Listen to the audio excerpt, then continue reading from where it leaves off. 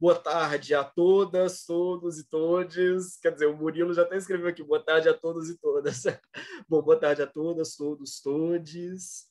Essa já é a nossa, eu esqueci a numeração, mas, salvo engano, é a nossa 10ª ou 11ª aula da disciplina de Justiça Racial, Direito de Sociedade, né?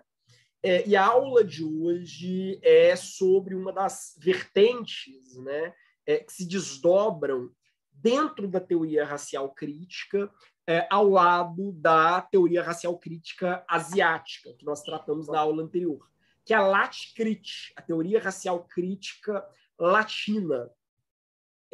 Eu vou, então, né, tentar mostrar como a Latcrit surge a partir de uma série de questões muito semelhantes àquelas, né, que deram origem ao surgimento da Asian Crit, né, da Asian Crit, a teoria racial crítica asiática, e vou tentar, então, indicar alguns temas, né, que essa corrente, dentro da teoria racial crítica, ela vem tentando enfrentar. Curiosamente, né, embora seja uma corrente composta majoritariamente por autores de origem latino-americana ou autores que nasceram nos Estados Unidos, mas que têm pais ou enfim, familiares na América Latina, é uma corrente que tem muito pouco material publicado, seja em espanhol, seja em português, né? Eles escrevem majoritariamente em inglês, razão pela qual foi até difícil encontrar um texto representativo das discussões da Latcrit para colocar na nossa bibliografia. Se vocês olharem aquele texto que está lá, é realmente um dos poucos materiais que eu consegui achar em português dos autores vinculados a esse movimento.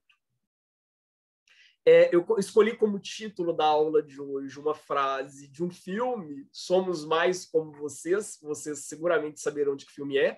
A gente vai discuti-lo já já. E é isso. Bom, há uma cena em Bacurau que eu acho muito, muito interessante. Muito interessante. Eu vou ser muito franco com vocês. Eu detesto Bacurau. Odeio Bacurau. A sensação que eu tenho é que foi feito por um grupo de jovens de diretório acadêmico, depois de uma tarde assistindo aleatoriamente filmes do Glauber Rocha e ouvindo o Geraldo Vandré. Acho horrível em relação a vários elementos, mas é um filme que tem muitas coisas que são pedagógicas, tem realmente muitos pontos altamente pedagógicos. E um deles é essa cena, né?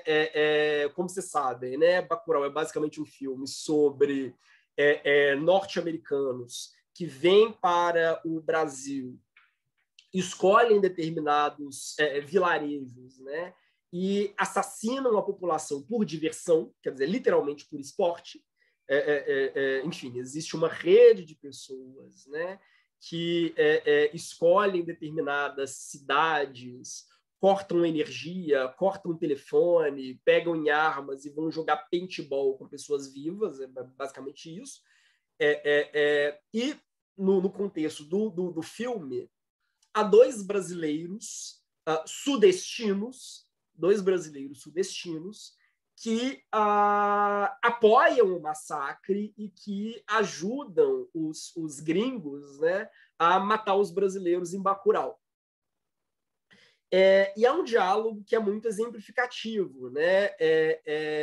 Porque os dois brasileiros eles também matam alguns moradores de Bacurau, né? E aí os gringos perguntam: os dois que vocês mataram eram seus amigos? E os brasileiros dizem: a gente não é dessa região, a gente é do sul do Brasil. Aliás, não são sudestinos, são sulistas. A gente é do sul do Brasil, uma região muito rica, com colônias alemãs e italianas, somos mais como vocês. E os gringos, né, em inglês, rindo dos brasileiros, dizem, né, eles não são brancos, são, como podem ser como nós?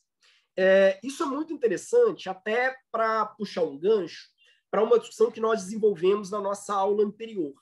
Se a raça é uma construção sociocultural, se a gente vai levar a sério, né, a ideia de racialização diferencial, Então, a mesma pessoa pode ser racializada de formas diferentes em regiões diferentes. Quer dizer, se raça é uma construção que é uma construção sociocultural, então uma pessoa pode ser, ao mesmo tempo, lida como branca no Brasil, ou ela pode se auto-reconhecer como branca e ser reconhecida no Brasil como branca, e pode, eventualmente, na Europa ou nos Estados Unidos, ser lida como não branca. O que implica dizer, dentro de um sistema que é racista, né, e racializado, a perda de uma série de direitos ou de uma série de privilégios. Né? Então, se a raça é uma construção, não é uma construção, se a raça não é natural, se a raça não é um dado natural, quer dizer, a classificação dos indivíduos em raças, né, ela pressupõe um processo histórico. O mesmo indivíduo ele pode ser racializado de diferentes maneiras em diferentes culturas. Sei lá, vou dar um exemplo simples. Thalia, adoro a Thalia. Ou a Shakira. Shakira é lida na América Latina, ela pode ser lida no Brasil como uma mulher branca. Seguramente, nos Estados Unidos, ela seria considerada uma pessoa não branca, pelo simples fato de ela ser latina. A latinidade, então, ela constrói um outro tipo de campo, né, vamos dizer assim, classificatório, né, que também cria essa cisão. Né? Não, você não é branco, você é latino. Independentemente de os seus ancestrais, ou, enfim, terem a herança italiana, alemã, o fato de você nascer no território da América Latina implica que você não participa da raça branca e, por conseguinte, não tem aqueles mesmos privilégios. Né? As identidades raciais, elas são sempre identidades negociadas. E aí, para citar um livro de uma autora que é polêmica, né, digamos assim, mas é um livro muito bom, a despeito de tudo, né? É um livro realmente muito interessante. O último livro dela é um lixo. O livro sobre autoritarismo é realmente descartável. Mas a Lilia Schwartz, no caso, né, o livro dela sobre autoritarismo é lixo. Foi escrito realmente às pressas para vender. Mas o livro dela, nem branco nem preto, muito pelo contrário, é excelente para discutir exatamente como essas classificações elas variam de lugar para lugar e de momento para momento na história, né? E como as pessoas elas tentam negociar com isso, elas tentam ultrapassar aquilo que alguns autores da teoria racial crítica chamam de linha da cor. Né? Então, para um latino, como esses dois idiotas em Bacurau, né? Para um latino, né? Ultrapassar a linha da cor e ser reconhecido pelos brancos norte-americanos como um branco também, né?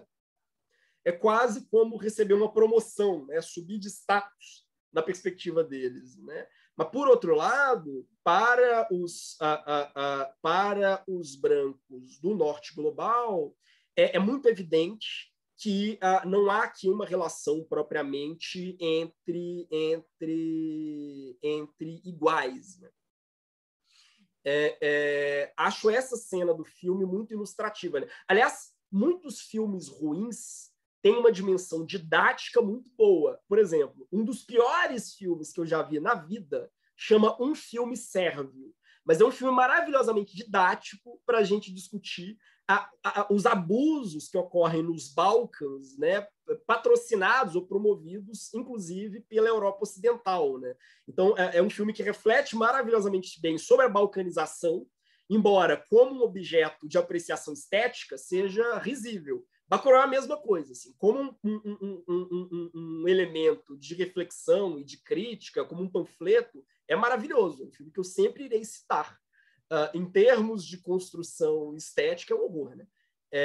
Mas, enfim, isso eu acho que o filme ilustra magnificamente bem. Justamente como existe um processo de racialização cada vez mais acentuado do latino como sendo um grupo à parte. Mesmo aquelas pessoas que são, na América Latina, identificadas como brancas, podem ser, por ter nascido aqui, identificadas fora, não como brancas, mas como latinas. E isso pressupõe um corte. Tranquilo até aqui? o Murilo comentou, né? A Jennifer Lopez também é vista como latina, né? Mesmo nascendo em Nova York. Exato. E isso mostra como essas categorias elas são fluidas, né? Eu tenho muitos amigos que, numa cidade como Florianópolis, são lidos como não brancos, que pressupõe que em vários espaços, né, a começar da fila do supermercado, eles vão ter um tratamento diferente daquele que terão, quer dizer, amigos vindos de Belo Horizonte, por exemplo, que em Belo Horizonte são vistos como brancos. Então, por exemplo, jamais seriam barrados na porta de um condomínio para ter que mostrar identidade, não são alvo preferencial da polícia numa operação policial em BH, mas que, indo para Floripa, passam a ser racializados dessa forma. Quer dizer, então, a linha da cor é móvel. Isso que eu acho que é interessante que vocês considerem, né? Ela não é fixa para todo o globo, ela funciona de uma forma bastante maleável, digamos assim, né? Para criar novas exclusões, vamos dizer. Tranquilo? Muito abstrato? Tranquilo, professor. Tranquilo, professor. Mesmo? Bom, há um livro pelo qual eu estou absolutamente apaixonado, um livro muito bom, que é o Meridiano de Sangue, o Blood Meridian, de um autor norte-americano chamado Cormac McCarthy. Talvez seja um dos grandes escritores norte-americanos das últimas décadas, né? É o mesmo autor que fez Onde os Fracos Não Têm Vez, né? No Country for Old Men, que, enfim, deu origem ao filme maravilhoso com Javier Bardem, e também a Estrada, que talvez seja o pior dos livros dele, embora seja o livro que deu a ele projeção, né? E também virou um filme razoável. Vocês vejam que eu estou atacado hoje, né? Bom, mas Blood Meridian é um livro sensacional, absolutamente sensacional, que narra o processo, né, de construção da fronteira entre o Texas e o México. O livro é basicamente sobre isso, a construção da fronteira entre o Texas e o México. Boa parte do livro situa entre 1849 e 1850. E ele descreve como a tropa de um capitão, o capitão White, ou seja, capitão branco, o nome não é mera coincidência, né? Como a tropa, sob o comando do capitão White, que é uma tropa de milicianos, basicamente, são pessoas que são recrutadas quase que aleatoriamente, vai para o México, e para garantir, né, essas fronteiras, essas fronteiras entre México e Estados Unidos, e eles são pagos pelo governo mexicano para matar índio. Porque os índios queriam expulsar os mexicanos hispânicos, né, no caso, expulsar os mexicanos hispânicos do seu território, no caso, sobretudo os apaches, né, a figura do referencial no filme são os apaches, no livro são os apaches. O governo mexicano, então, paga soldados americanos, a tropa do Capitão White, para escalpelar a maior quantidade possível de índios apaches no México. O problema para esses soldados americanos, não há diferença entre os índios apaches e os mexicanos. Então, eles vão andando pelo México, escalpelando todo mundo, à torta e à direito, índios e não índios. Tem cabelo preto, que justifica que o escalpo, enfim, porque aí é uma questão, né? Eles são pagos por escalpo. Quanto mais pessoas eu escalpelo, ou seja, arranco o topo da cabeça, né? Eu não sei se todo mundo aqui está familiarizado com a ideia de escalpo. Quanto mais pessoas eu mato e arranco o topo da cabeça do cadáver, né? E levo o cabelo, enfim, mais dinheiro eu vou receber por isso. Então, cada scalp tem um preço X, digamos assim. Né? Então, para eles, né, para aquele grupo de Yankees, né, daquela tropa de soldados americanos, liderados pelo Capitão White, também pela figura do juiz, né, que é uma das melhores figuras da literatura contemporânea, de longe, a tropa do Capitão White, ela não vê a menor diferença entre o índio, o mexicano vê um abismo entre ele branco, e o índio apache como não branco. Mas, para os americanos, todos são absolutamente idênticos, igualmente escalpeláveis, digamos assim.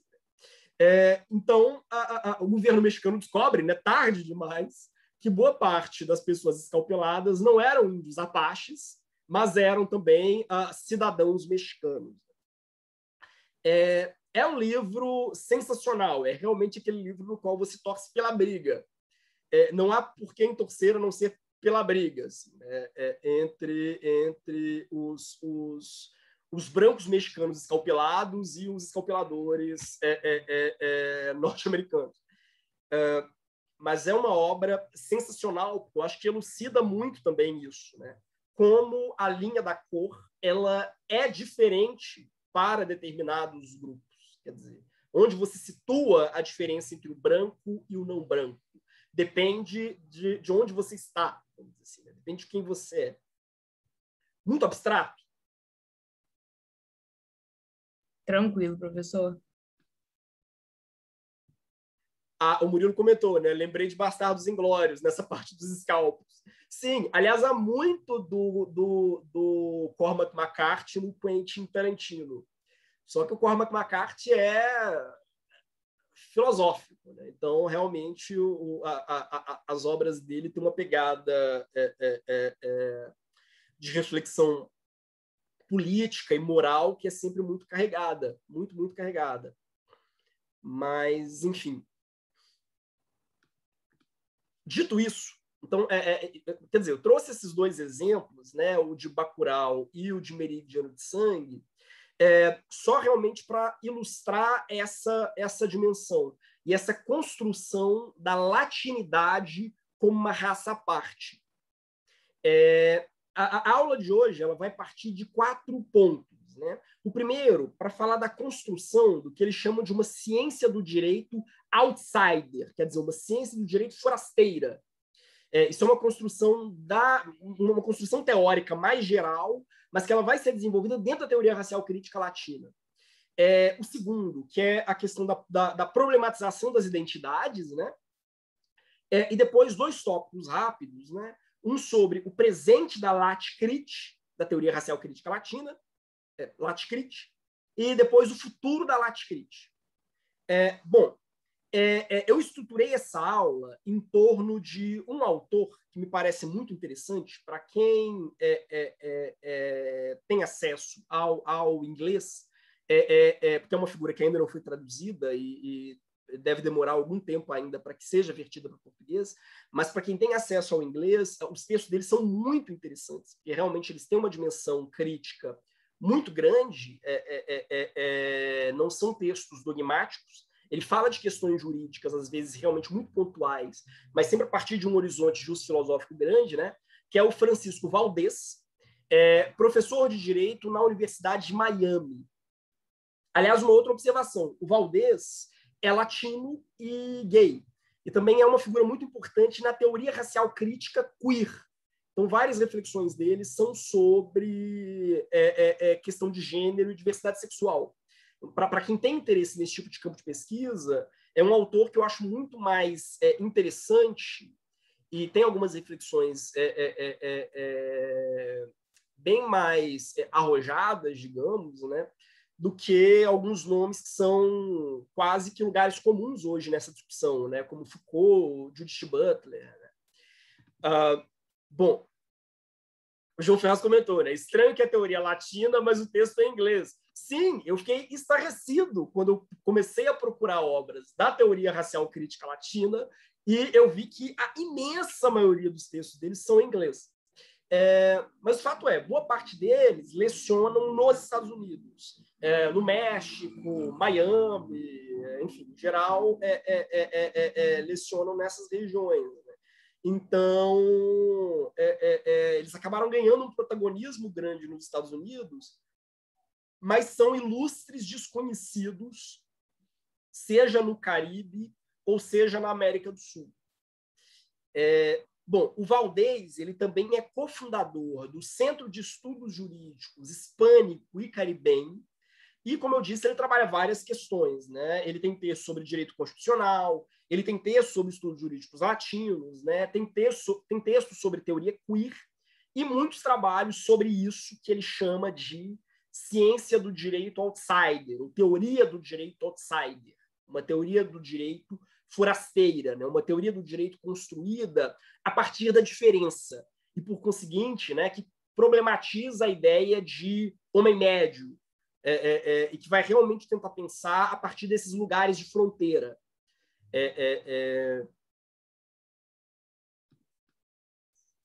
Bom, eu trouxe aqui uma foto do prédio no qual o Francisco Valdez dá aula, só para a gente sentir um pouco de inveja. Bom, para o Francisco Valdez, mais do que construir uma teoria racial crítica, né? Ou mais do que construir uma teoria crítica, que seja uma teoria que reivindique, por exemplo, a perspectiva dos grupos subalternados, é preciso construir uma teoria do direito que seja uma teoria radicalmente descentralizada. Ou seja, uma teoria que ela não vai, por exemplo, substituir o olhar do homem branco hétero de classe média. Atenção para o fechamento das portas. Peraí, deixa eu fechar aqui o áudio. Bom, não é uma teoria que vai substituir o olhar do homem branco hétero de classe média pelo olhar, por exemplo, do homem negro hétero de classe média. É uma teoria que vai tentar trabalhar sempre a partir da multiplicidade de olhares. Ou seja, é uma teoria que ela é radicalmente perspectivista. Ela não vai reivindicar que existe um discurso autêntico e um discurso inautêntico sobre o direito, um discurso qualificado e um discurso não qualificado sobre o direito, um discurso legítimo e um discurso não legítimo sobre o direito, um discurso mais verdadeiro, um discurso menos verdadeiro. Ela vai tentar trabalhar a partir de uma pluralidade radical de perspectivas, né? E sempre explorando isso, né? Explorando a polifonia, né? Realmente um aumento cada vez maior de vozes que são capazes de descrever a própria realidade e de discutir sobre a própria realidade. Por exemplo, quantos de vocês já se perguntaram como uma criança enxerga o processo de separação dos pais e o direito de família? Será que os pais são os únicos legitimados a discutir a guarda da criança e não a criança ela própria discutir sobre a sua condição, né? Isso é uma leitura que ela, então, implode mesmo esse esforço, né, de pensar o direito a partir de um horizonte coeso e unificado, e ela tenta dizer, olha, sobre o direito sempre vão existir uma pluralidade de narrativas. E por quê? Porque indivíduos diferentes são atingidos de forma diferente pela mesma norma. Isso é um ponto que eles levam muito a sério. Não dá para a gente fingir que o mesmo texto normativo, sei lá, a lei que proíbe todos, seja rico ou pobre, de roubar pão para comer, ou a lei que proíbe todos, seja rico ou pobre, de dormir debaixo da ponte. Eu não posso partir da ilusão de que essa mesma norma vai ser recepcionada por pessoas diferentes de forma igual.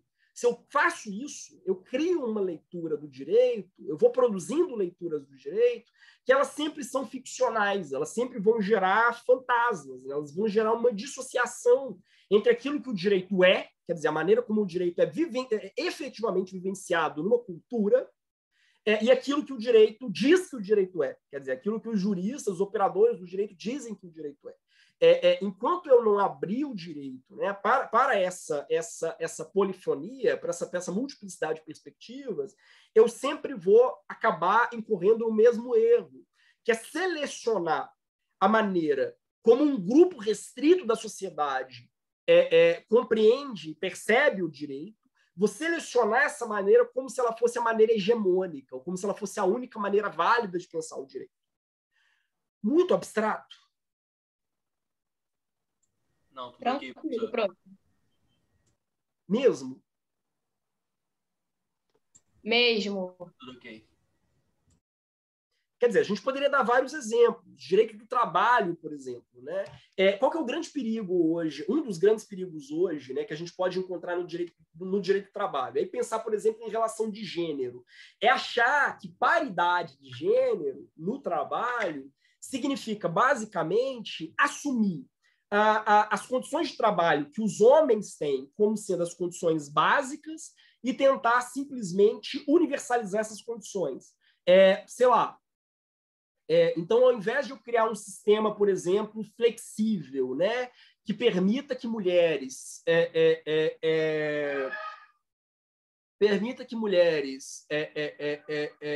com filhos, por exemplo, não enfrentem os inúmeros gargalos que a gente sabe que elas enfrentam para conseguir promoções, eu crio um sistema que flexibilize isso. O que as empresas tendem a fazer, pelo contrário? É criar estratégias para que as funcionárias não tenham filhos.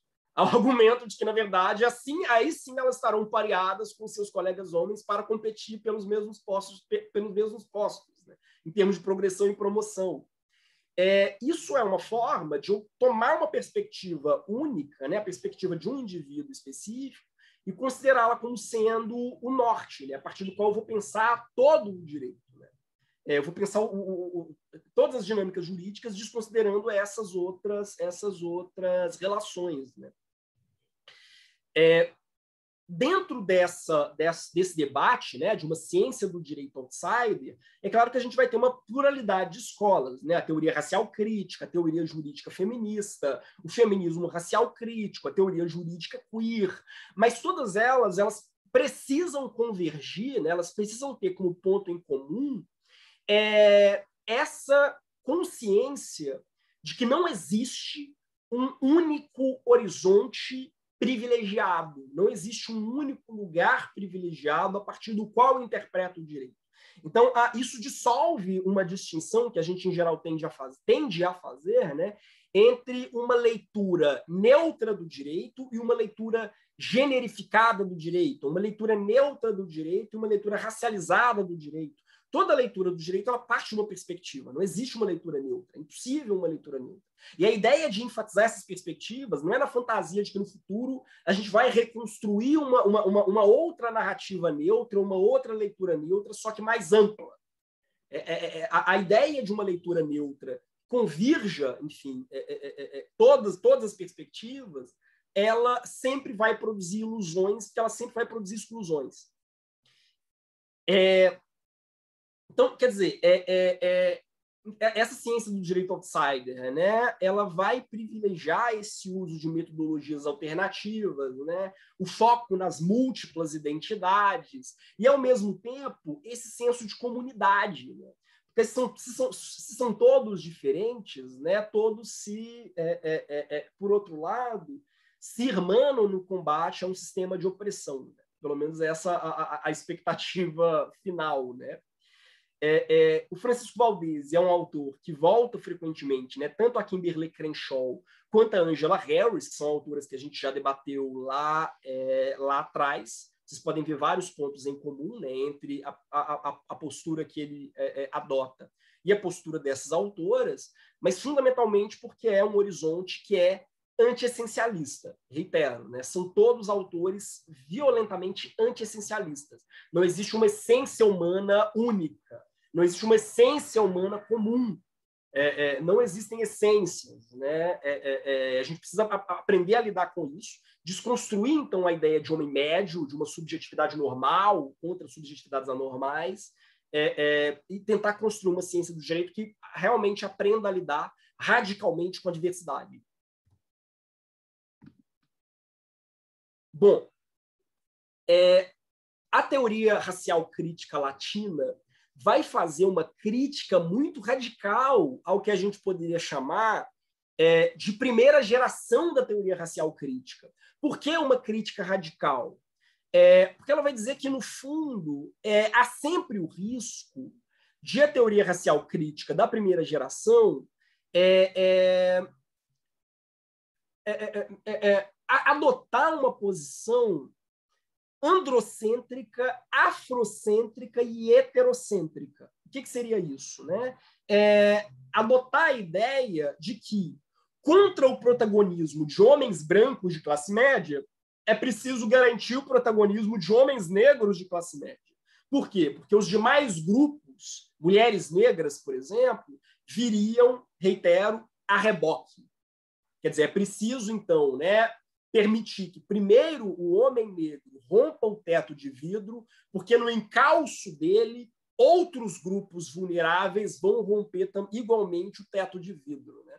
Eles vão dizer, olha, há sempre o risco, quando a gente pensa em termos de luta por reconhecimento da diversidade, de nós incorrermos nos mesmos problemas que a gente procura denunciar dentro da tradição. Né? É por isso que eles vão trazer... eu acho que o trabalho do Francisco Valdez é muito enfático nisso, né? Eles vão tentar trazer essas interseções inexploradas, né? Essa correlação entre supremacia branca e patriarcado, entre o que eles chamam de homofobia da cor e racismo gay. A gente vai falar disso na próxima aula, quando falar da queer crítica, a teoria racial crítica queer. Talvez o grande exemplo disso, né, pode parecer um lance muito abstrato, mas o grande exemplo dessas intersecções seja a série Pose. Né? Acho até que eu já falei de Pose antes aqui, né? Que é justamente uma série sobre enfim, drag queens, travestis e transexuais negras e latinas nos Estados Unidos da década de 80, e a maneira como elas lutam por identidade, né? E lutam por identidade dentro de um mundo marcado pela supremacia branca, mas frequentemente questionando posições, inclusive de homens negros gays cisgênero dentro do movimento. Né? E como a própria ideia, né, de que é preciso construir uma vanguarda, né? É preciso que a gente tenha uma vanguarda constituída por protagonistas, e tanto melhor se esse protagonista for o homem negro, em detrimento do homem branco, né? Ela pode nos levar às mesmas ciladas que a gente procura desconstruir ou procura denunciar. Tranquilo aqui ou muito abstrato? Tranquilo, professor. Mesmo? Estão caladinhos? Alguém? Tudo bem, professor. É um pouco isso aqui, né? Por um lado, a primeira geração da teoria racial crítica, ela tentou desconstruir, né, essa falsa homogeneidade da cultura jurídica tradicional, que era centrada no homem branco hétero conservador. Eu coloquei aqui a fotinho do Mel Gibson, né, que acho que é o símbolo do homem branco hétero conservador. Ótima evolução, professor. Sim, exato, eu acho que é bem didático. Né? Depois a gente tem a primeira geração dos Critical Legal Studies, né? Eu estou pensando no Duncan Kennedy, por exemplo, no Mark Tushnet, né? A primeira geração dos Critical Legal Studies, lá na década de 70, eles acabam incorrendo num risco, que é substituir essa figura, né, do homem branco hétero conservador pela figura do homem branco hétero progressista, e achar que a gente substitui que basta substituir o protagonismo do homem branco hétero conservador pelo protagonismo do homem branco hétero progressista. Coloquei aqui o John Wick, né? O Keanu Reeves, como exemplo, que eu acho que é bem representativo disso também. A crítica da teoria racial crítica, lá atrás, né, aos Critical Legal Studies, a gente viu isso desde a primeira aula, foi justamente essa. Né? Mas, frequentemente, ela tentou, então, substituir esse protagonismo do homem branco hétero progressista pelo protagonismo do homem negro hétero progressista. E aqui eu coloquei a figura do Idris Elba. Né? O que essa segunda geração da teoria racial crítica vem tentando fazer, desde pelo menos o trabalho da Kimberly Crenshaw e da Patricia Williams, né, e também da Angela Harris, o que essas mulheres, né, pioneiramente iniciaram, e a partir disso que surge uma teoria racial crítica latina, uma teoria racial crítica asiática, uma teoria racial crítica queer, foi dizer, talvez a questão seja justamente o de dissolver a ideia mesma de que a gente precisa, para pensar em termos de direito, de um projeto homogeneizante. Talvez seja possível construir pautas comuns e agendas comuns sem pressupor que existe uma essência compartilhada entre todos nós. Eu não preciso pressupor que eu e você somos iguais, que nós compartilhamos de uma mesma natureza humana, para incorrer naquele velho problema do discurso dos direitos humanos, né? Eu não preciso pressupor que nós tenhamos uma essência humana compartilhada, porque a despeito da raça, do gênero, da orientação sexual, somos todos humanos, compartilhamos de uma mesma personalidade, de uma mesma subjetividade, de uma mesma racionalidade. Eu não preciso criar essas ficções para que a gente construa uma agenda coletiva de luta. Esse tipo de esforço homogeneizante é um defeito teórico, é um defeito teórico característico do Ocidente moderno e uma proposta teórica, né, que se pretenda autenticamente libertária e crítica desse tipo de projeto, ela precisa escapar desse vício. Será que eu só posso ser solidário com um ser com o qual eu de fato me identifique? Será que a gente tem tanto problema, ou tanto ódio à alteridade, né, e à diferença, que eu preciso provar que você é igual a mim para que eu me sinta realmente no dever de respeitar um conjunto mínimo de garantias e direitos para você? Então, eu preciso sempre, né, tentar reconstruir homogeneidades, né, reconstruir um discurso de comunalidade, digamos assim, né, de compartilhamento de compartilhamento de determinadas qualidades comuns, para que eu pense em termos de direito. Se é assim, então realmente o direito é muito pobre, né? Vocês percebem?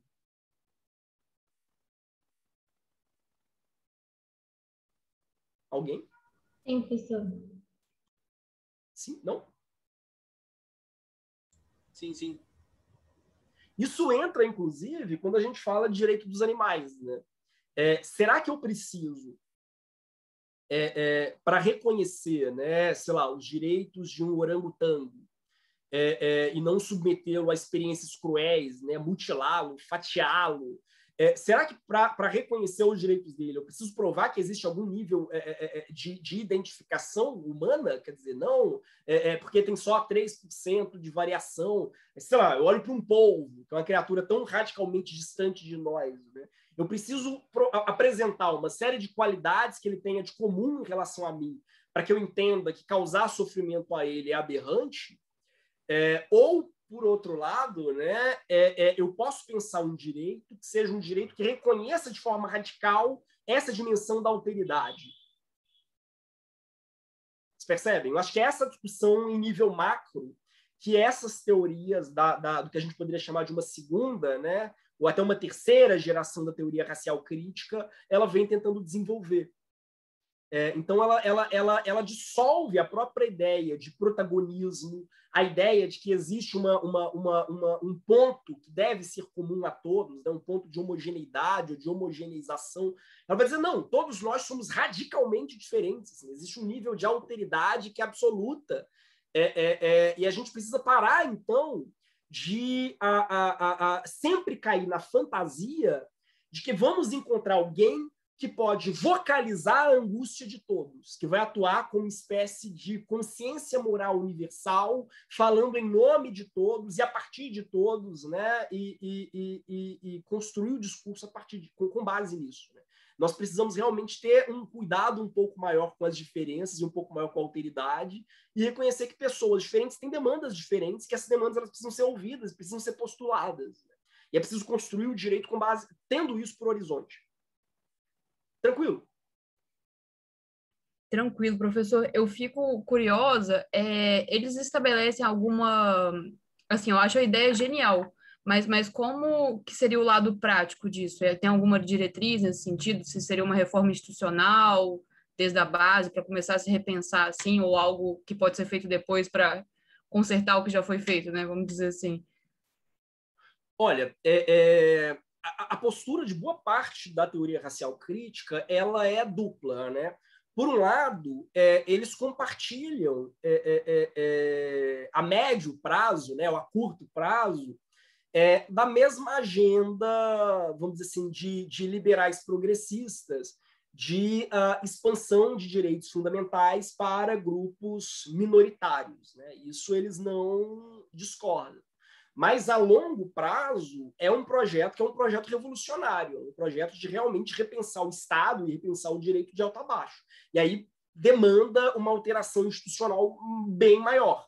É claro que ela precisa começar de algum lugar, né? Então, para eles, ela começa das escolas de direito, da maneira como a gente descreve o direito, do próprio projeto que a gente constrói da teoria do direito. Por exemplo, como eu agora vou solucionar casos no meu dia a dia sem pressupor a existência do homem médio? Isso é um problema, é um problema prático, né, na verdade, é um problema para quem está julgando. Né? Eles tentam, há toda uma discussão que eles vão tentar desenvolver com base nisso, para tentar resolver essas questões que são realmente do cotidiano, de quem opera com o direito, de quem atua em torno das normas. Né? Mas, na leitura deles, essas alterações elas são pontuais, mas há uma dimensão que é bem mais ampla, que é uma dimensão de reforma global, de reforma realmente do sistema socioeconômico, da estrutura política, de configuração de uma nova sociedade. Na visão deles, claro, né? Isso não exclui a legitimidade de reformas pontuais e cotidianas, né? De alterações que elas sejam realmente do nosso dia a dia. Mas isso não esgota essa missão, digamos assim. Entendi. Eu lembro bastante das outras aulas em que a gente falou muito dessa questão de é muito fácil negar totalmente o direito e o exemplo que a gente deu, né? Viver numa ecovila e de arbitragem, assim, o que seria totalmente inviável, né? E aí precisaria desse meio termo mesmo entre as duas coisas, inovando, mas ao mesmo tempo garantindo esses direitos. Sim, exatamente. O exemplo que o Derek Bell dá, eu acho muito bom, porque ele vai dizer, olha, eu como um teórico crítico, eu sei que, por exemplo, aí ele dá realmente o exemplo das mulheres, né? Criar normas contra o assédio no ambiente de trabalho não vai ser suficiente para solucionar o problema do patriarcado. Porque é um problema muito mais amplo. A gente precisa repensar uma cultura inteira, que é uma cultura do estupro, que é uma cultura que mercantiliza relações sexuais e sexualiza relações comerciais. Então, é um problema que ele precisa atravessar muito mais espaços, né? Precisa atingir a mídia, enfim, precisa chegar às escolas, às relações familiares. Mas isso não me impede, isso que o Derek Bell diz, né? Isso não me impede, enquanto jurista, né, de continuar pleiteando para que novas normas contra o assédio do trabalho sejam propostas. Junto, né? Exatamente. Ele vai falar, olha, são duas estratégias, uma de longo prazo e outra de médio prazo. O grande risco que a gente não pode fazer é nem abandonar qualquer tipo de estratégia de médio prazo, achando que só o longo prazo importa, até porque, né, a longo prazo estaremos todos mortos. E, por outro lado, eu não posso focar só nas estratégias de médio prazo e esquecer que existe uma dimensão global de reforma do sistema, né, que ela não pode ser abandonada. Sim, tranquilo. Perfeito, professor. Muito abstrato. Tranquilo. Professor, eu tenho uma dúvida. Diga. Assim, eu tô levando em conta, pelo que eu entendi, né, que as teorias raciais críticas, no geral, elas são revolucionárias. Elas entendem os problemas raciais e tal como problemas radicais do sistema. Aí, o que eu queria entender é qual é a diferença dessa visão para uma visão marxista, vamos dizer assim, de esquerda, que entende a luta revolucionária como uma luta de classes, basicamente, como uma luta de classes, e que tem como objetivo a reformulação do sistema de vida mesmo. Eu fico meio assim, tipo, tá, então se o problema é do capitalismo, qual é a diferença de uma teoria racial? Na verdade, eu consigo entender a diferença nesse médio prazo que você estava falando agora. nesse médio prazo eu consigo ver essa diferença. Mas a longo prazo, eu queria saber se tem uma diferença mesmo. Porque, por exemplo, no texto do Richard Delgado, ele fala, na sua sociedade utópica, pode ser que tenha racismo. Mas aí eu fico confusa. Então, o racismo, ele é maior do que o capitalismo? Enfim, como que as teorias veem isso? Isso eu não consigo pegar muito bem. Bom, é uma ótima questão. Realmente é uma questão muito boa. Enquanto teoria crítica, né, nem todos esses autores são, mas boa parte desses autores eles são marxistas em algum nível, né, ou neomarxistas de uma forma bastante heterodoxa. Nem todos eles são. Por exemplo, não saberia te dizer se a Kimberly Crenshaw, por exemplo, se lê como uma autora marxista. Desconfio que não.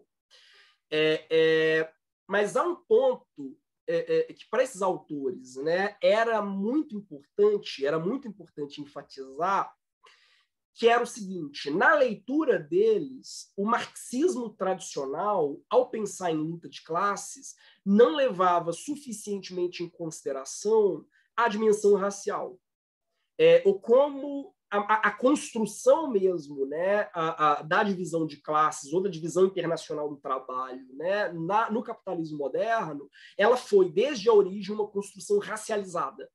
Então, para esses autores, raça não é uma categoria secundária dentro da luta de classes. Não é possível fazer uma análise da estrutura classista da sociedade que não leve o elemento raça em consideração e não entenda a centralidade do elemento raça na maneira como o mercado global ele foi estruturado. Você percebe? Então, isso é um ponto que eles vão demarcar como diferença em relação, por exemplo, a um Duncan Kennedy, que tem um foco muito maior na dimensão da raça, mas não ou melhor, na dimensão da classe, mas não leva a questão racial em consideração. Então, para esses autores, é preciso não necessariamente criar uma alternativa à discussão sobre classe, mas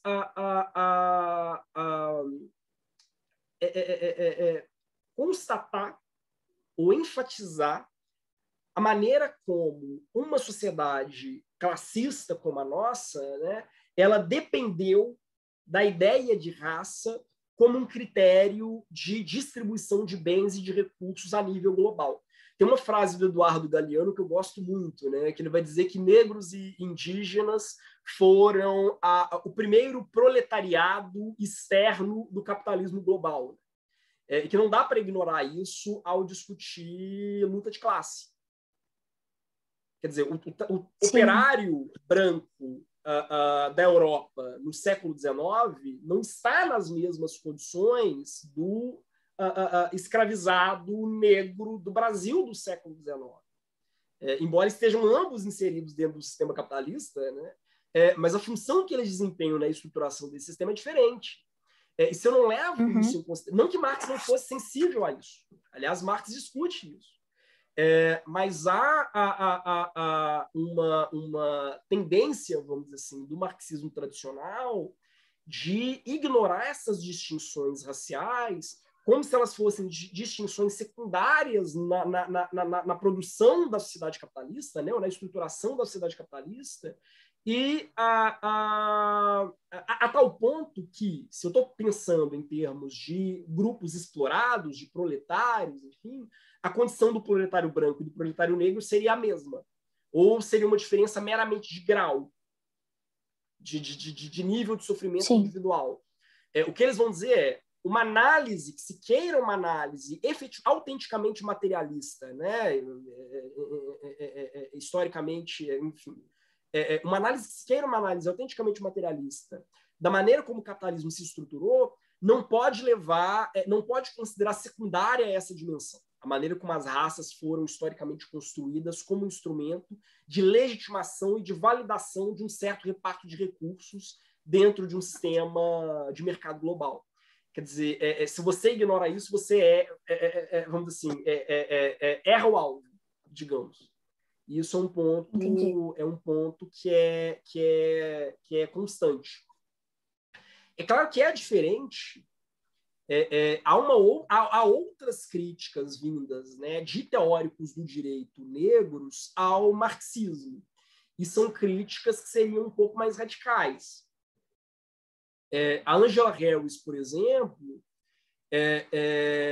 ela vai argumentar que o marxismo ainda possui um dos maiores vícios, digamos assim, que ela vai denunciar do pensamento ocidental moderno, que é o humanismo, que é a ideia realmente de que existe uma clivagem radical, né, entre o ser humano e o mundo, o que torna o ser humano, né, vamos dizer assim, superior às demais criaturas, seria a sua condição de transformar o ambiente à volta dele por meio do trabalho. Então, a apropriação técnica do mundo, a sujeição do mundo por meio da técnica criada pelo ser humano, pelo sujeito, um diferencial, vamos dizer assim, né, que faz de nós realmente o suprassumo da criação, digamos, né, e que, por conseguinte, independentemente da sociedade em que eu esteja analisando, capitalista ou socialista, né, mas uma forma de atestar o nível de progresso é justamente o seu nível de industrialização, ou o que é o mesmo, né, o nível de controle que a sociedade tem sobre o meio ambiente no seu entorno. Muitos teóricos raciais, e aí sim, né, tentando reivindicar um horizonte que não seja eurocentrado, ou seja, tentando reivindicar, por exemplo, filosofias africanas, né, e filosofias indígenas também, eles vão colocar esse humanismo em questão. Então, muitos deles vão dizer, nós não somos marxistas porque nós não somos humanistas. E o marxismo ele precisa ser lido dentro de um projeto maior, que é o projeto do pensamento moderno ocidental, que é um projeto que vê no sujeito, enfim, na subjetividade humana, né, o centro da realidade, porque é uma subjetividade que transforma o mundo por meio do trabalho. Isso estaria em Hegel, estaria em Kant, estaria em Hume, estaria em Descartes, e talvez isso culmine, para muitos autores, isso na verdade culmina em Marx. Então, uma crítica radical. Então, no fundo, ao mesmo tempo que Marx seria um grande crítico da modernidade capitalista, mas ele acabaria incorrendo num dos maiores problemas, quer dizer, essa é uma crítica que vocês vão encontrar em vários autores, o Carlos Moore, por exemplo. A despeito disso, ele incorreria em um dos maiores problemas do pensamento moderno, que é essa ênfase na capacidade transformadora do sujeito em detrimento de outros entes vivos que seriam passivos, né, subordinados a essa transformação, seriam só objetos. Essa é uma longa discussão. Existe um marxismo negro e existe um movimento negro não marxista que não é liberal, que é igualmente socialista, mas que se desloca o eixo, no sentido de que ele não se reconhece dentro da tradição marxista por causa disso. Então, ele vai tentar construir uma outra epistemologia mesmo, uma outra teoria do conhecimento, por entender que a teoria marxista ela ainda é muito viciada em determinadas características que dependem, enfim, da Europa do século XIX. Muito abstrato? Um pouco, mas acho que eu peguei a ideia, assim. Essa discussão é complexa. Sim, demais. Mas, assim, boa parte dos autores da teoria racial crítica, como o Derek Bell, eles têm um diálogo muito forte com o marxismo. Muito forte com o marxismo. Mas, realmente, sempre vai haver alguns autores dentro do movimento que são ligeiramente mais despirocados nesse sentido. Entendi. Não, é porque eu não queria alongar muito a aula. Aí... Não, mas por favor. Tá, enfim.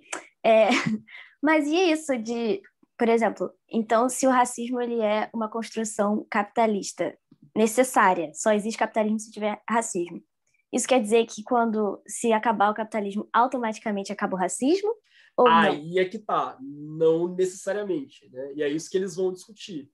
Será que é possível pensar outras formas de organização social modernas, enfim, que, ainda que superem esse sistema, elas sigam usando o critério racial como uma forma de distribuição de bens e de recursos, nada impede. Esse que é o problema. Quer dizer, se a gente pega a União Soviética stalinista, todo cuidado é pouco. Ela é profundamente racista. Mas, então, por um lado, o racismo ele surge, na perspectiva desses autores, ele surge com a modernidade. Isso traz algumas questões, né? Por exemplo, não é que não havia outras formas de discriminação, inclusive a partir de critérios fisionômicos, né? Em outras culturas. Os gregos discriminavam por várias razões, né? Os medievais igualmente. Mas o conceito de raça pressupõe o pensamento moderno. Vocês percebem? Porque raça é um critério que ele é genuinamente biologicista, né? Eu entendo que o indivíduo é fundamentalmente um corpo biológico, e é um corpo biológico que é condicionado pela sua corporeidade a determinados comportamentos pré-programados. Isso tem uma conexão muito forte com o tipo de pensamento que surge na modernidade. Você percebe? Aqui. Uhum. O que não significa que, com o fim, vamos dizer assim, da era moderna, né, ou pelo menos da era do capitalismo moderno, esse tipo de critério de diferenciação ele não desapareça, mas ele foi muito útil para a estruturação dessa era, digamos. Entendi. Valeu, professor. Tranquilo? Sim. Que igual, ao longo da história, nós temos várias civilizações que foram violentamente imperialistas. Mas o critério de organização, né, desse sistema imperialista que surge a partir do século XVI com as grandes navegações é um critério racializado, que ele vai dizer, não, o mundo não se organiza em grandes religiões, ele não se organiza, por exemplo, em cristãos, pagãos, hereges, judeus, e, enfim, o mundo não se organiza dessa forma. O mundo se organiza fundamentalmente em brancos, negros, vermelhos e amarelos. E cada um desses grupos humanos está necessariamente condicionados a desempenhar tais e tais funções. Por quê? Porque a sua fisionomia, digamos assim, né, a sua biologia os criou precisamente para que eles desempenhem necessariamente essas funções dentro de um sistema de divisão de trabalho. O sistema racial, o sistema de divisão racial que a partir do qual, né, o nosso mundo, né, moderno ele foi moldado, ele parte desse pressuposto. E mais, né, de que, na verdade, cada uma dessas raças, né, a amarela, a vermelha, a branca e a negra, né, elas foram condicionadas a viver em continentes específicos. Existe um continente do planeta, né, para cada um desses grupos humanos.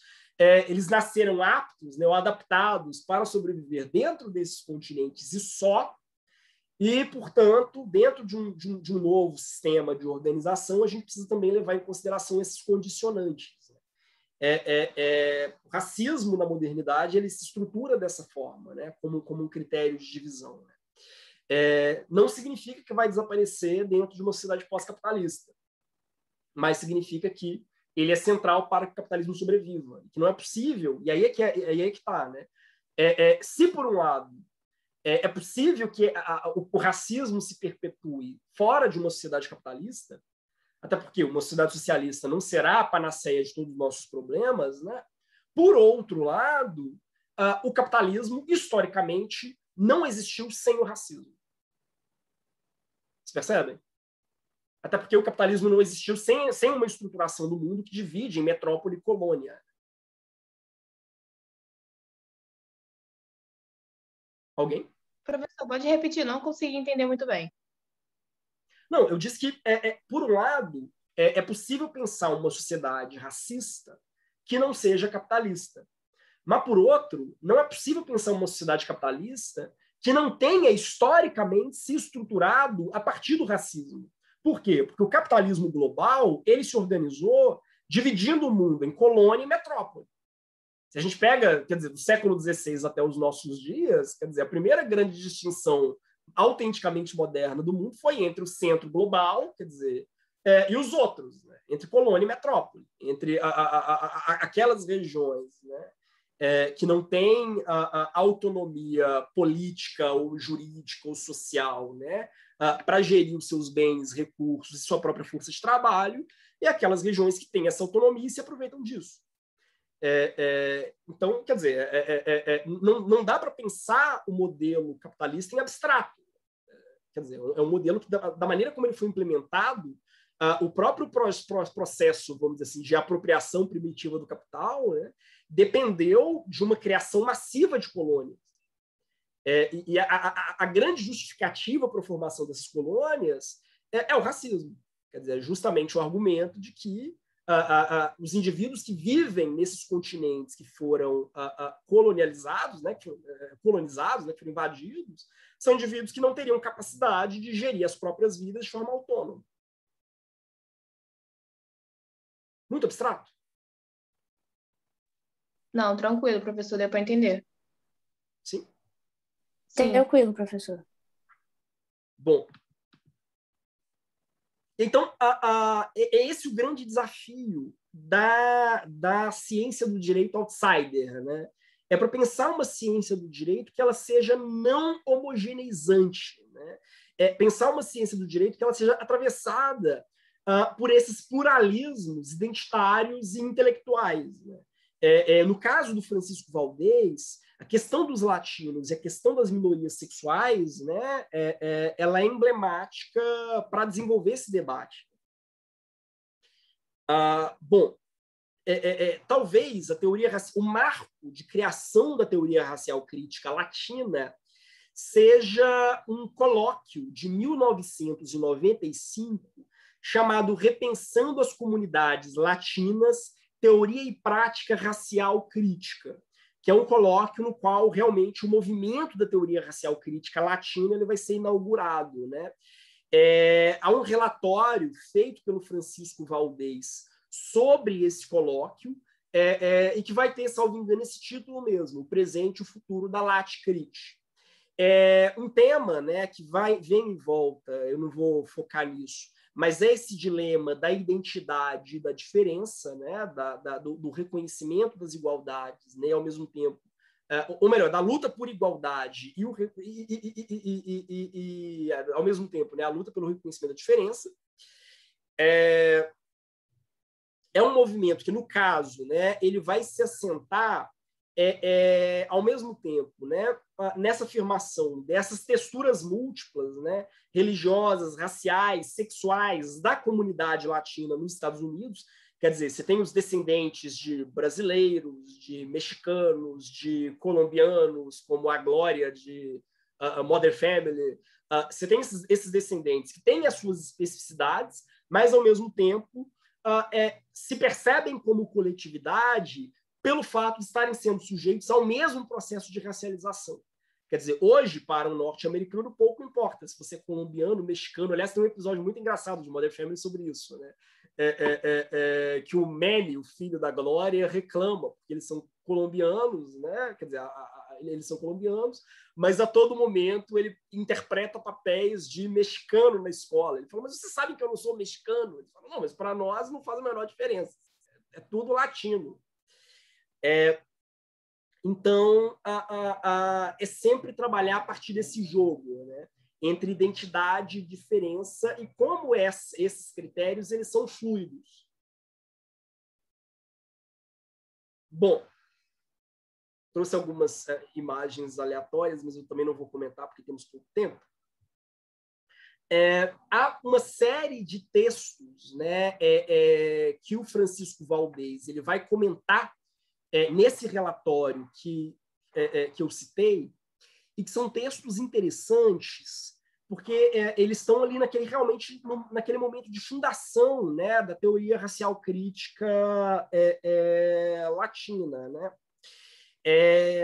Eu vou comentar muito rapidamente, né? Por exemplo, ele vai falar de um texto da Leslie Espinosa e do Julián Pereira, chamado Sobre Práticas Latinas, como agentes e objetos de discursos jurídicos críticos, né? Não, minto, né? O texto geral tem esse título, né? Sobre práticas latinas como agentes e objetos, né? O primeiro texto que ele vai comentar, a primeira palestra que se passou, né, nesse evento, é da Leslie, do Julian, né? Que vai discutir um pouco sobre essa construção da identidade latina no direito. E aqui há uma questão, né? Porque, veja, por um lado, você tem pessoas muito heterogêneas que vêm de grupos étnicos, vêm de países, de culturas muito distintas, mas que são, pelo poder público e pela sociedade na qual eles estão, né, vistos todos como uma grande massa, né? São todos latinos. Não importa se você é colombiano, mexicano, brasileiro, você é latino. Então, são todos colocados dentro de um mesmo balaio por meio de um processo de racialização diferencial. Por outro lado, pelo fato de serem todos eles, né, sujeitos então, ao mesmo sistema racista, ao mesmo sistema de racialização diferencial, eles próprios começam então, a reivindicar a latinidade como uma bandeira importante. Sei lá, vamos supor que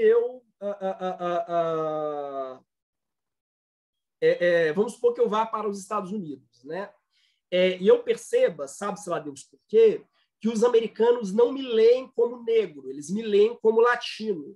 Então, o tipo de discriminação que eu sofro não é semelhante à discriminação que os negros afro-americanos sofrem lá, mas sim que os imigrantes latinos e os descendentes de imigrantes latinos sofrem lá. Então, gradualmente, eu vou ter que me deslocar, digamos assim, inclusive em termos de agenda, né? Eu vou ter que me deslocar do debate, né, junto dos negros norte-americanos para o debate junto aos chicanos, por exemplo. Então, esse é um processo muito sensível para os latinos nos Estados Unidos. Quer dizer, independentemente, inclusive, da cor, muitos latinos negros ou pretos ou pardos, né, muitos latinos de ascendência indígena, eles começam a se reconhecer, antes de mais nada, como latinos. Ao perceber que o processo de racialização que eles estavam sofrendo lá priorizava a ideia de latinidade sobre qualquer outra identidade. Isso é um processo que ele varia também, né? Um processo que ele é fluido, varia de lugar para lugar. Tranquilo? Tranquilo, professor. Tranquilo. Sim, mesmo? Muito abstrato? Não. Então, quer dizer, isso evidencia, inclusive, né, como essas construções de identidade elas são fluidas. Eu sou, antes de mais nada, negro no Brasil. Mas, eventualmente, em determinadas regiões dos Estados Unidos, eu posso ser lido, antes de mais nada, como um latino. Isso não significa que eu deixei de ser negro. Mas a latinidade, como um filtro a partir do qual eu sou visto e sou reconhecido, passa a ser prioritária na maneira como as pessoas me tratam, né? Inclusive a maneira como o poder público me trata. Isso necessariamente me joga numa outra condição, né? Isso significa que eu vou ter realmente começar a ir em grupos, enfim, comunidades latinas, para pensar em projetos comuns dentro desse grupo. Então há sempre uma relação tensa, né? É uma relação que ela é permanentemente negociada entre a maneira como eu me identifico, a maneira como uma comunidade me lê e a maneira como eu me identifico a partir da maneira como a comunidade me lê. Tranquilo? Tranquilo, professor. Sei lá, eu sou um japonês e eu odeio os chineses. Eu sou um chinês e odeio um japonês. Se eu vou para a China, na China eu serei fundamentalmente um japonês. Eu vou ser tratado como um japonês, o que pressupõe quase, vamos dizer, um inimigo de guerra. Se eu vou para os Estados Unidos e passo a ser tratado, ou se eu venho para o Brasil, passo a ser tratado como um asiático, tudo dentro de um grande balaio. O que pressupõe que eu necessariamente repenso a minha identidade à luz disso. Não, pouco importa para nós se você é asiático, se você é latino, se você é japonês, se você é chinês, se você é filipino, é tudo amarelo. Então é tudo se insere dentro de um mesmo pacote. Esse processo de racialização me obriga quase a repensar a maneira como eu me identifico. Vocês percebem? Então, aquele que eu veria como um opositor, digamos assim, né, dependendo de onde eu estou, passa a ser um aliado dentro desse jogo, né? Por exemplo, a maioria dos brasileiros não se identifica no Brasil como latino. Até porque, quer dizer, boa parte dos brasileiros acha que existe um abismo, né, entre a América Portuguesa e a América Espanhola, né? O que não significa que muitos brasileiros fora da América Latina não acabem sendo forçados a se reconhecer como latinos pelo fato de que a sociedade à volta deles vai lê-los necessariamente como latinos. O que pressupõe que o acesso que eles vão ter ao mundo à volta deles, né, a maneira como eles vão ser recebidos em todos os espaços, vai ser filtrado com base nisso. Tranquilo? Tranquilo, professor. Pode parecer um negócio muito abstrato, mas é algo muito objetivo. É o que garante que você vai ou não vai ser barrado na alfândega por tráfico de drogas. Percebem? É muito abstrato, mas ao mesmo tempo, tipo, justamente, né, eu ser ou não ser lido como latino que vai, dentro de todos os estereótipos racistas que eu tenho, olhar para a pessoa e ver, pensá-la como um potencial traficante de pó ou não. É basicamente isso. Então, essas identidades elas são fluidas e o que os latinos na América, né, do Norte...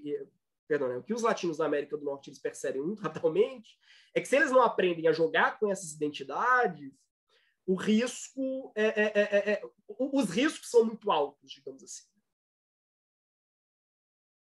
Eu lembrei disso, né? A Malu Magalhães argumentando que é discriminada por ser branca, que canta samba. Leia, fiz questão de colocar o canto entre aspas, né? Mas deixa para lá. Não vou falar da Malu Magalhães, não, porque já tem veneno demais nessa aula, na parte sobre Bacurau. Bom, o segundo texto que o Francisco Valdez comenta é um texto do Angel Oquendo, em que ele vai discutir justamente sobre a maneira, né, como os latinos eles começam a ser lidos como uma espécie de raça à parte, e a partir disso, né, a necessidade de se construir uma coalizão com os afro-americanos e com os asiático-americanos, né? Ele tem até uma frase, né? A comunidade latina não foi até os Estados Unidos. Os Estados Unidos foram até a comunidade latina, né? Ele discute muito sobre a singularidade da experiência colonial, aquilo que a gente estava discutindo lá no início, né? O meridiano de sangue, né? E essa questão das fronteiras, né?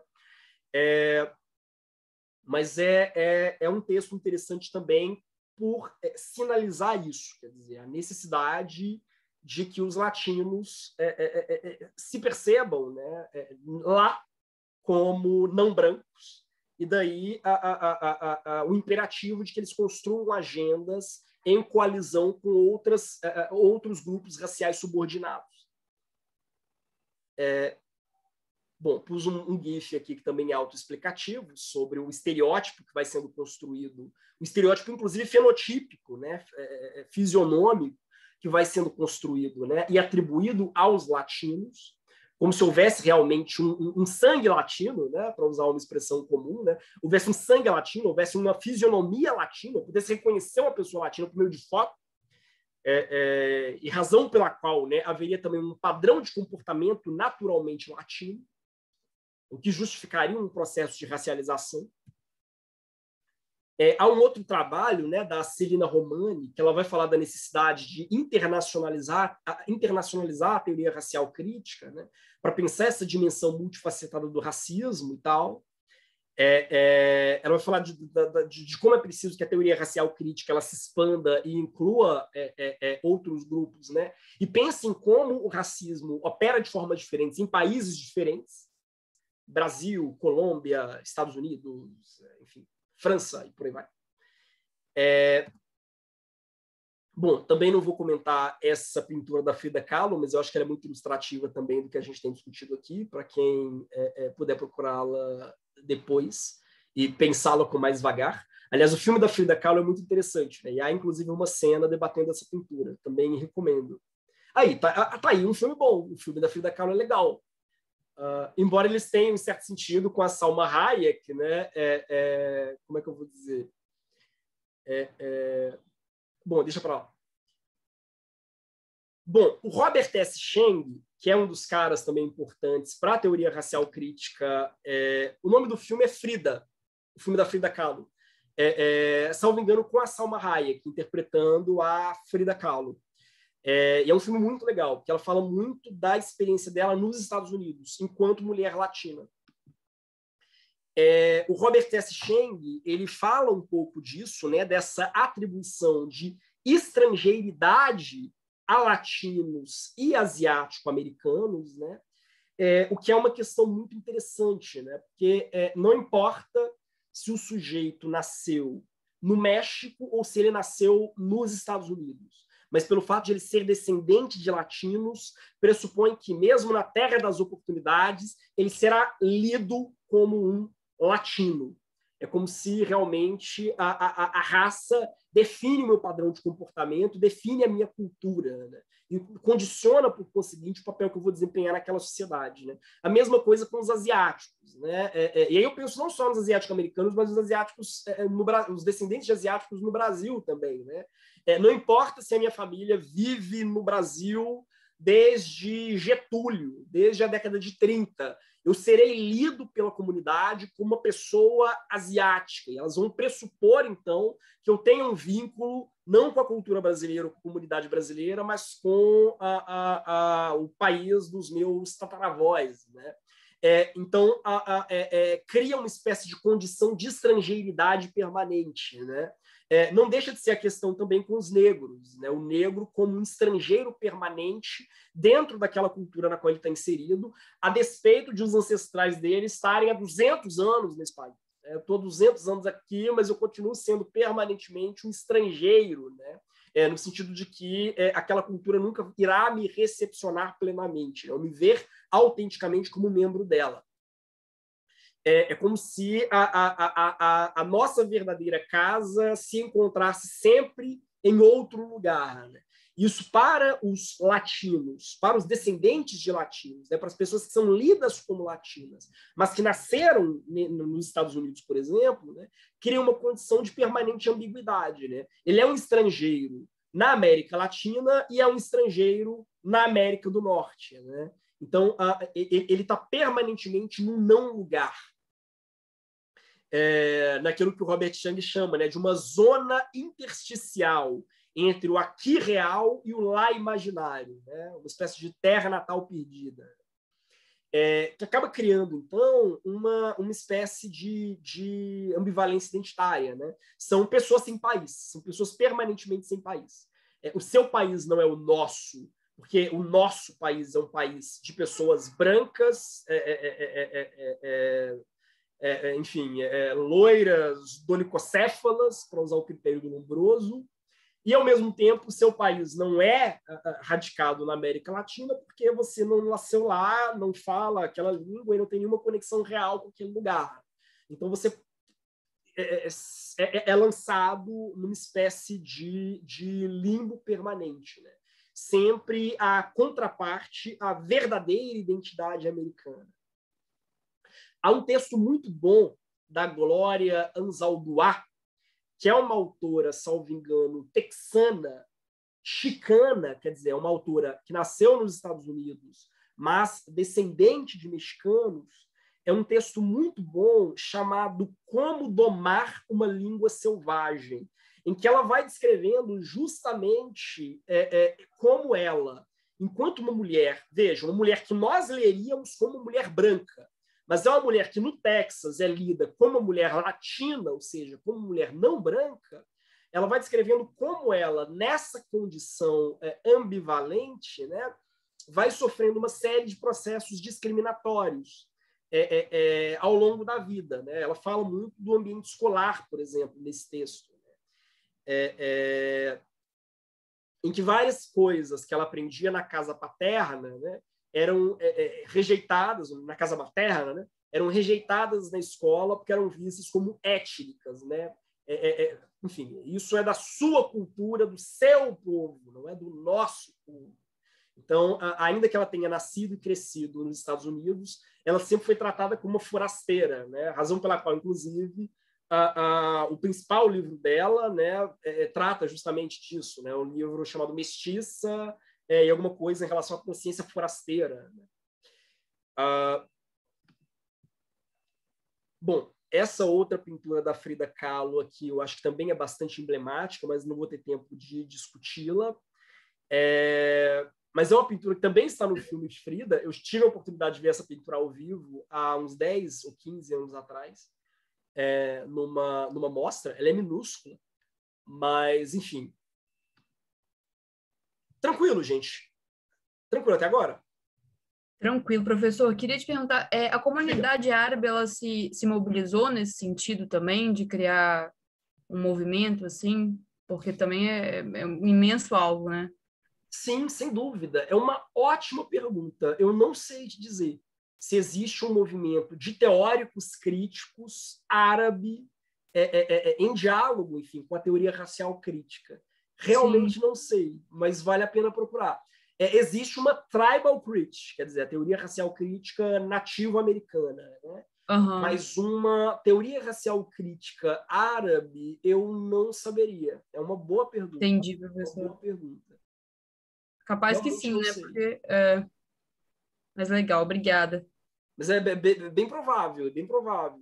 E eles também passam por processos de discriminação, quer dizer, há processos que são comuns, quer dizer, que são gerais a todos os grupos raciais subalternados, e há processos que são específicos, né, da comunidade árabe, né, assim como há processos específicos da comunidade negra, da comunidade nativo-americana. Então, realmente não sei. É possível que eles tenham feito isso sim, tenham criado um movimento, mas eu realmente não tenho notícia. Bom, há um ponto aqui que eu acho que é interessante, né? Que a teoria racial crítica latina ela debate, e que vai um pouco naquilo que a gente estava comentando. Né? Há duas alternativas básicas. A primeira alternativa é eles dizerem, né, a gente precisa criar um movimento comum, criar um projeto comum, criar uma agenda comum, porque nós temos a mesma origem e a mesma cultura comuns. Essa é o que eles chamam de resposta essencialista. Mas essa é uma resposta que ela é sempre falsa. A ideia de uma cultura comum é tão falsa quanto a ideia de uma natureza comum. O que nos torna brasileiros não é o fato de que a gente tem uma cultura comum. Isso é uma ilusão que podia colar, né? podia ser muito impactante dentro dos debates culturalistas da década de 30 e 40. Miguel Reale, Gilberto Freire, Sérgio Buarque de Holanda, Raimundo Fauro, em que eu busco, né, uma agenda política comum a partir de uma origem, né, ou a partir de um horizonte comum de partida. O que eles vão dizer não, a gente precisa trabalhar a partir de um horizonte que é, vamos dizer assim, pós-essencialista ou pós-moderno, né? Que ele vai entender que, na verdade, o que nos torna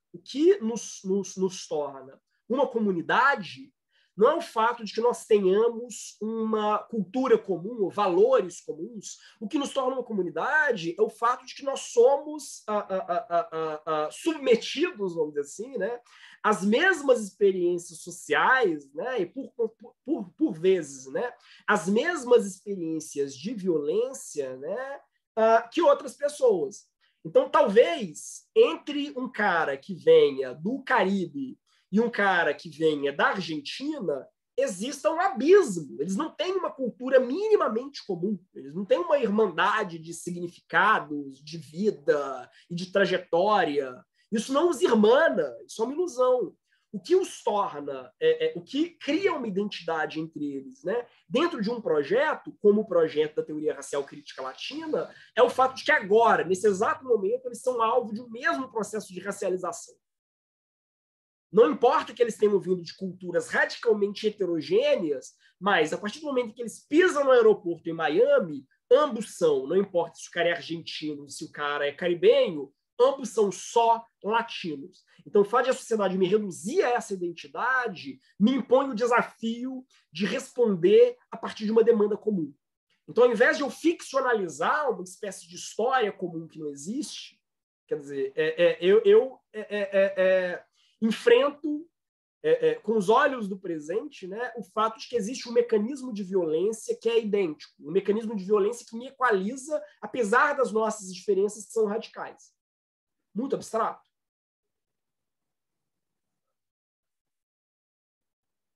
Alguém? Olá.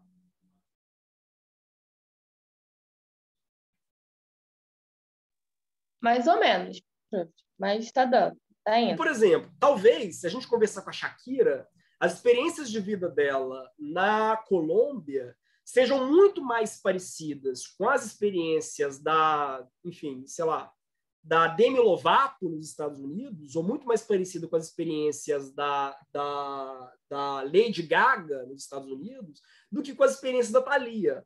Mas não importa. No momento em que as duas pegam o avião e descem em Nova York ou descem em Miami, ambas são só latinas, o que pressupõe que a maneira como a estrutura social vai recebê-las, né, desconsidera a heterogeneidade das suas vivências culturais. O que as irmana, digamos assim, o que as aproxima é o fato de que elas estão sujeitas ao mesmo sistema de racialização.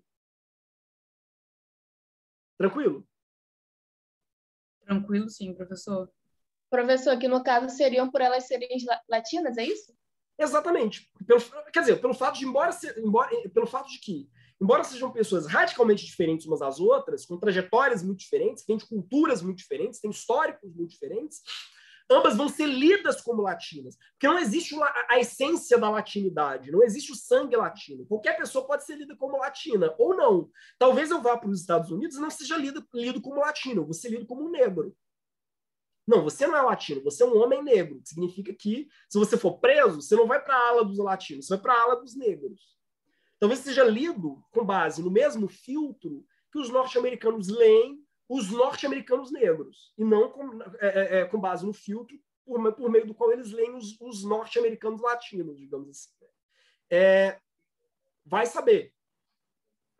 Mas, veja, identidade não é essencial, não existe a substância identidade. Identidade é um processo que depende, claro, da maneira como eu me vejo, mas depende da maneira como as pessoas me leem.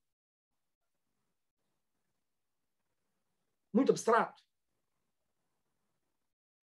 Ficou mais claro agora, professor, pelo menos para mim.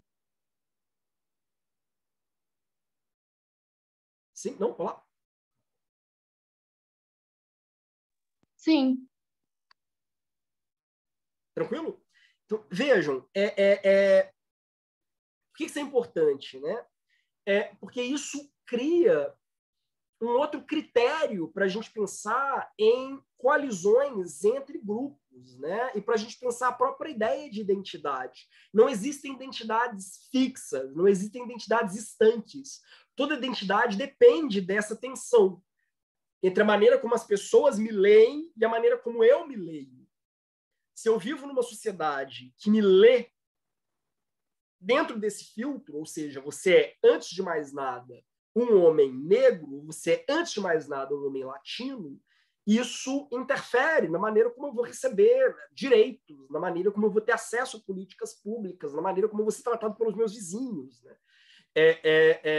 Então, é uma ilusão achar que identidade ela é definida a priori, né? E eu carrego a minha identidade para onde quer que eu vá. Porque dependendo de onde eu esteja, eu vou ser percebido pelas outras pessoas a partir de outros marcadores sociais que não aqueles que, enfim, a minha cultura de origem considera importantes. É isso que implica que um cara, né, lido como branco aqui, vá para os Estados Unidos e passe a ser lido como latino, por exemplo. Quer dizer, como não branco.